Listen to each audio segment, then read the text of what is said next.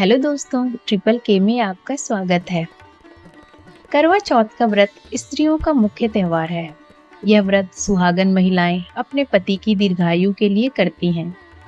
करवा चौथ का व्रत कार्तिक महीने की कृष्ण पक्ष की चतुर्थी को सुहागन स्त्रियों द्वारा किया जाता है। यह व्रत हर विवाहित महिला अपने रीति रिवाजों के अनुसार रखती है और अपने जीवन साथी की अच्छी सेहत तथा लंबी उम्र की प्रार्थना भगवान से करती है। आजकल यह व्रत कुंवारी लड़कियां भी अच्छे पति की प्राप्ति के लिए रखती हैं। तो आइए सुनते हैं करवा चौथ व्रत की कथा। जब भी कोई स्त्री करवा चौथ का व्रत करती है तो वह व्रत के समय कथा सुनती है। व्रत के समय कथा सुनने की यह प्रथा प्राचीन काल से चली आ रही है। इस व्रत की कथा सुहागन स्त्रियों द्वारा सुनी जाती है। तो कथा को शुरू करते हैं। एक नगर में एक साहूकार रहता था। उसके 7 लड़के और एक लड़की थी। कार्तिक महीने में जब कृष्ण पक्ष की चतुर्थी आई तो साहूकार के परिवार की महिलाओं ने भी करवा चौथ का व्रत रखा। जब रात्रि के समय साहूकार के बेटे भोजन ग्रहण करने बैठे तो उन्होंने अपनी बहन को भी साथ में भोजन करने के लिए कहा। भाइयों के द्वारा भोजन करने का कहने पर उसकी बहन ने उत्तर दिया, आज मेरा व्रत है, मैं चांद के निकलने पर पूजा विधि संपन्न करके ही भोजन करूंगी। भाइयों के द्वारा बहन का भूख के कारण मुरझाया हुआ चेहरा देखा नहीं गया।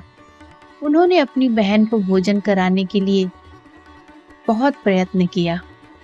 उन्होंने घर के बाहर जाकर अग्नि जला दी।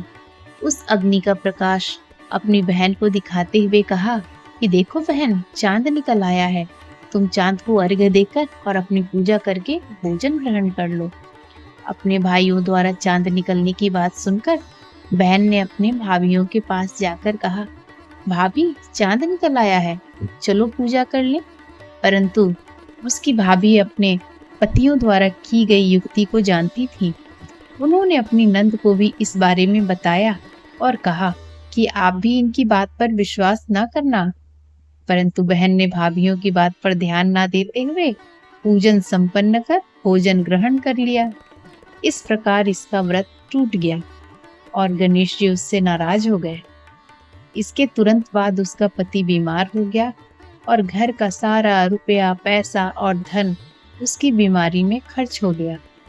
जब साहूकार की बेटी को अपने द्वारा किए गए गलत व्रत का पता चला तो उसे बहुत दुख हुआ। उसने अपनी गलती पर पश्चाताप किया। उसने पुनः पूरे विधि विधान से व्रत का पूजन किया तथा गणेश जी की आराधना की। इस बार उसके व्रत तथा श्रद्धा भक्ति को देखते हुए भगवान श्री गणेश उस पर प्रसन्न हो गए। उसके पति को जीवन दान दिया और उसके परिवार को धन तथा संपत्ति प्रदान की। इस प्रकार जो भी श्रद्धा भक्ति से इस करवा चौथ के व्रत को करता है और कथा को सुनता है, वो सारे सांसारिक क्लेशों से मुक्त होकर प्रसन्नता पूर्वक अपना जीवन यापन करता है। दोस्तों, ये थी करवा चौथ व्रत की कथा। कमेंट करके बताइए आप में से कौन कौन करवा चौथ का व्रत रखते हैं। ये कथा जरूर सुनिए। आप सबको करवा चौथ की बहुत बहुत शुभकामनाएं। जय श्री कृष्ण। ओम गंगनपतये नमः। धन्यवाद।